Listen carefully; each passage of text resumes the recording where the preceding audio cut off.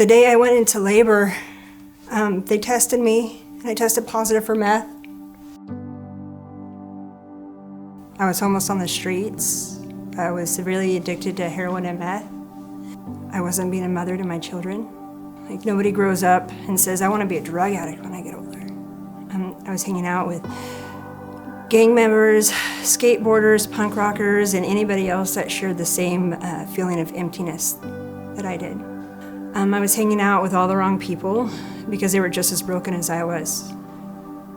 And so by the time I was 15, I was shooting up heroin. And so I was burning the candle at both ends, going to school, working full time, and being a single mom, that before I knew it, I became really depressed. I didn't have a life. I wasn't going out because I knew if I went out, I would hang out with the same people that I was always hanging out with.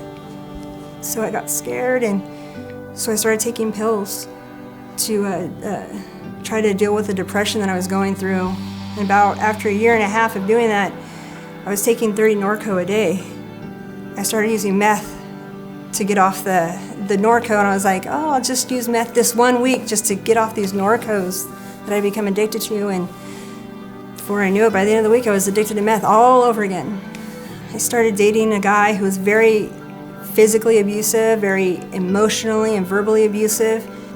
Before I knew it, I was totally addicted to heroin and meth. About 6 months after that, I found out I was pregnant. And this time I wasn't able to quit. I tried a lot.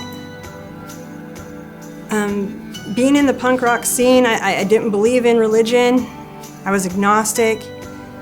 I didn't want to even seek out God if he was real. I was more into thinking that I could handle everything myself. But I had gotten to a point in my life when I realized I was totally out of control and I don't know what to do.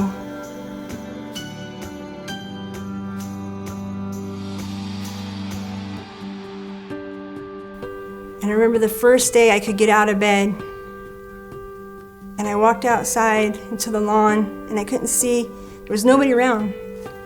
I didn't know where anybody was.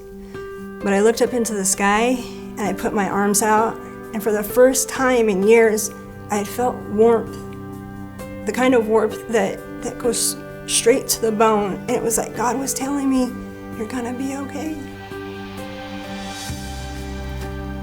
So I went in, and I went to chapel for the first time that night. And I gave my life to the Lord, and I told the Lord, I said, if you can give me a life with a hope and a future, I swear I will give you the rest of my life.